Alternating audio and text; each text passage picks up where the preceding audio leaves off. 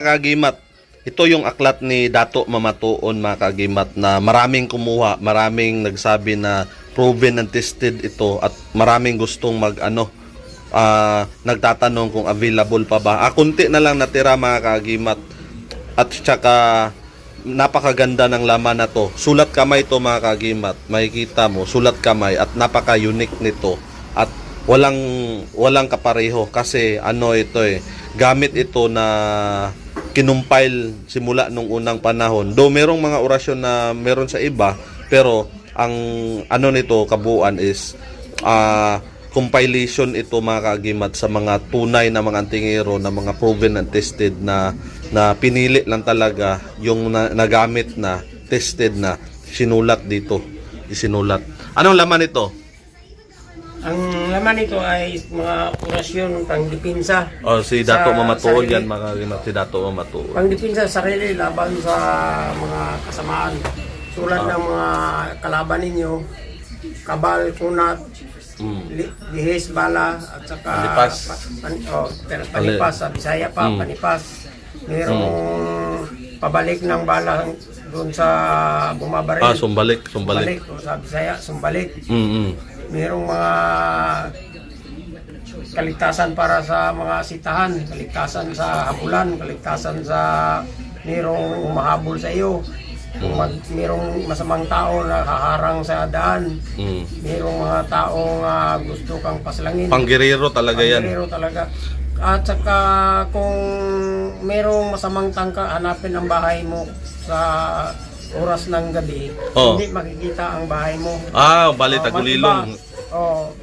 Yung bahay hindi parang makita. Malikmata na mag-iba ang parang bundok, parang Bali yung bahay mo para yung mga tao naglakad sa bundok, mawala sila.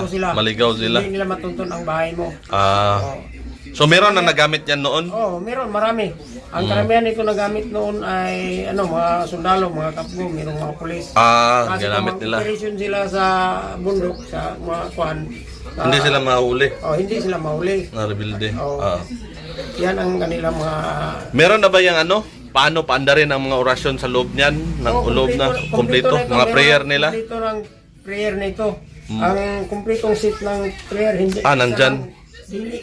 Hindi isa lang na prayer, kundi kumpletong set ng prayer ito.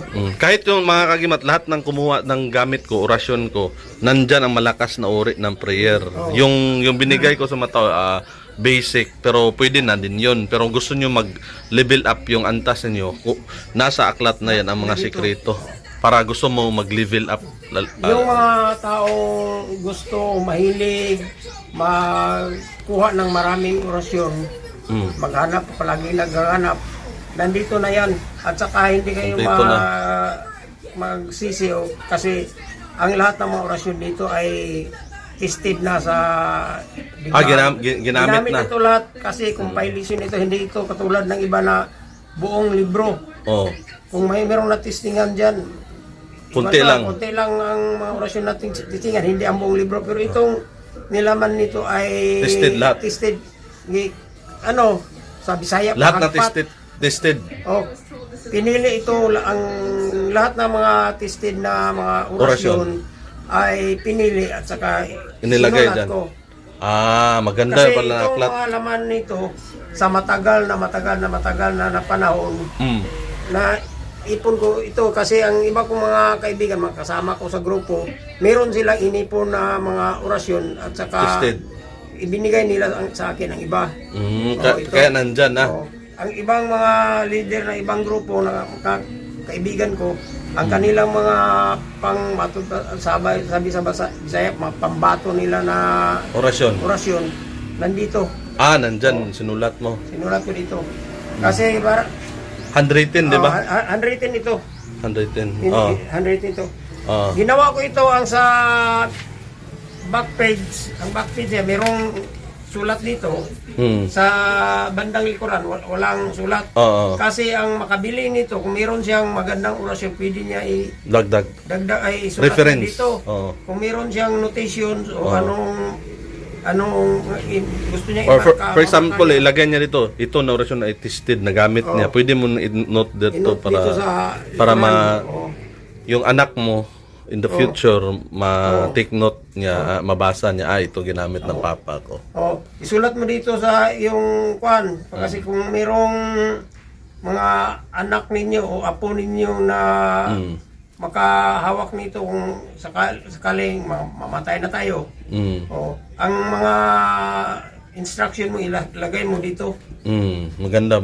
Para Or meron siyang gusto idagdag na kapare-pareho. Sinadya ito na ang isang page merong marka, ang isa hindi. Sinadya ito para ito magkalagay ka ng Take note. notes. Kaya kung hindi ganito, magbili ka ng ibang notebook, doon ang inyong mga notes, notation ninyo. Hindi alam sa makabasa ng notebook mo, saan yan galing, para saan yan. Kaya dito na. Ang mga uri ng orasyon dito ay mga kabal at kunat. Meron ding mga taguliwas dito, panipas sa hindi ka matamaan. No? At saka meron ding mga... Hindi putukan. Meron ding mga orasyon dito na pantato. Kasi maraming mga engineer na gusto magpatato ng mga Katawan nila. orasyon nila sa katawan. Meron dito, hindi putukan, balik ng bala, rabirta, at saka kabal, kunat. Mga high grade na orasyon ang nandito sa kwan. Aklat na yan. Sa aklat na ito. Okay. Ang sabi ng iba, bakit magpatato kayo? Kasi bawal yan. Maraming komentaryo dyan. Pero ang masasabi ko, mula pa ito sa Asina, unang panahon, sa panahon pa ng mga Kastila, ginawa ito ng mga Pilipino kasi ang Pilipino noon ay hindi marunong magbasa o hindi masyado marunong magbasa.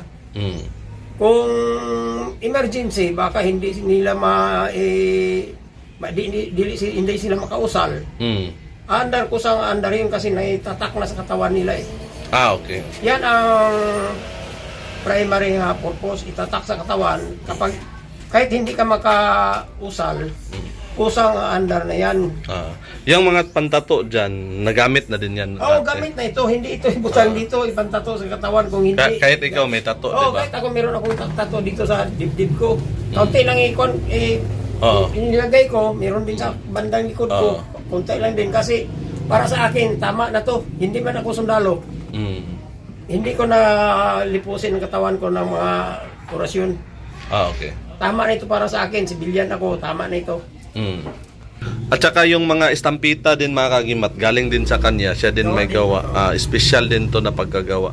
Mga estampita mga kagimat. May mga formula dito sa loob. Okay mga kagimat, please like, share, comments, and subscribe to our YouTube channel and follow me on Facebook. At kita-kita tayo sa susunod na video. Ako ang iyong kagimat na si Paraon. Marami pong salamat sa inyong panunood.